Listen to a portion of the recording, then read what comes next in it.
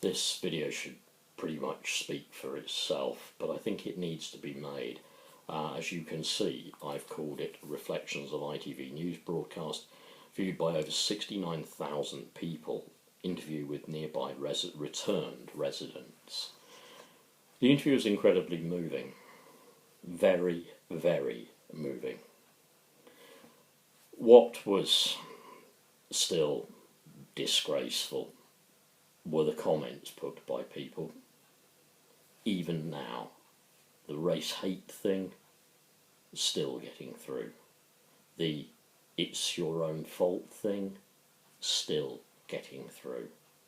Even people saying, oh, they just want sympathy. What's going on? I know we're making a huge change, but what's going on? What is wrong with the sick little people in our society who are still able to do that? I would imagine they're very much the same type of sick little people who see somebody wanting to commit suicide. And bearing in mind that my wife and I have been suicidal in the past, and they encourage them to jump because they're holding up their train or they're holding up their traffic, and it's really being incredibly selfish to commit suicide and just hold everybody else up. A society naturally that has been encouraged by the Tories, that will continue to be encouraged by the Tories. But I think I want to just say some particular things about these two women talking. The first is that they've been returned to an area that is probably not safe. There are pollutants, toxic chemicals, ash, carbon deposits and whatever all over that place, some of which have actually even ended up in their homes because their windows were open on the night of the fire. So there's that to consider. They've been returned somewhere that is not safe. Also, despite assurances that they will receive counselling, there are also people around there just taking souvenir pictures, people drinking in pubs thinking it's all extremely funny, and these women will have to even take their kids past these people to some centre where they might get some counselling.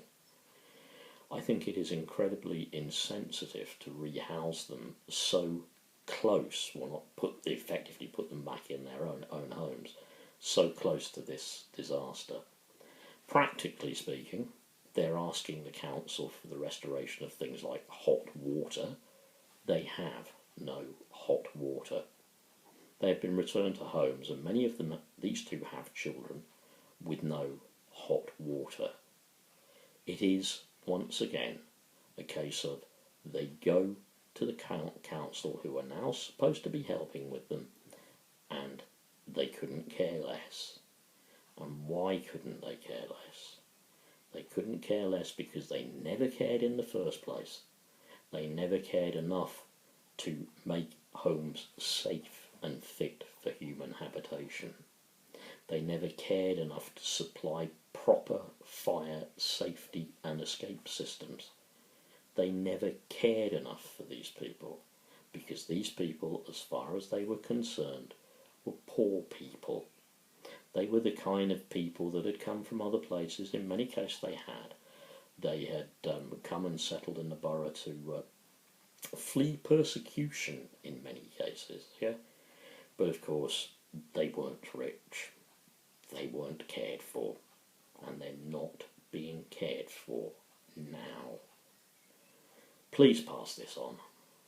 I want us to just further expose not just the injustice of what happened to these people and the terrible way in which they died, but the overall injustice in a system that still rewards only the rich, only the capable, and punishes the few, those who are not at the top, those who do not have the power, those whose voices, even when raised about their safety concerns, were completely ignored. They were ignored by billionaires.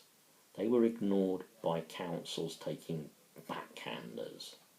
They were ignored by people who would rather not spend an extra £5,000 to get fire retardant cladding.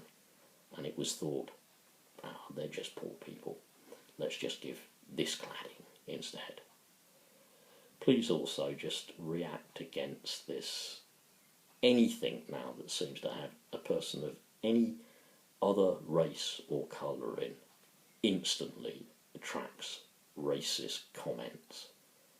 We must unite against the racists and the fascists and the whole of the right wing in this country that have been tacitly supported by the Tory party to achieve their aim of ultimate power.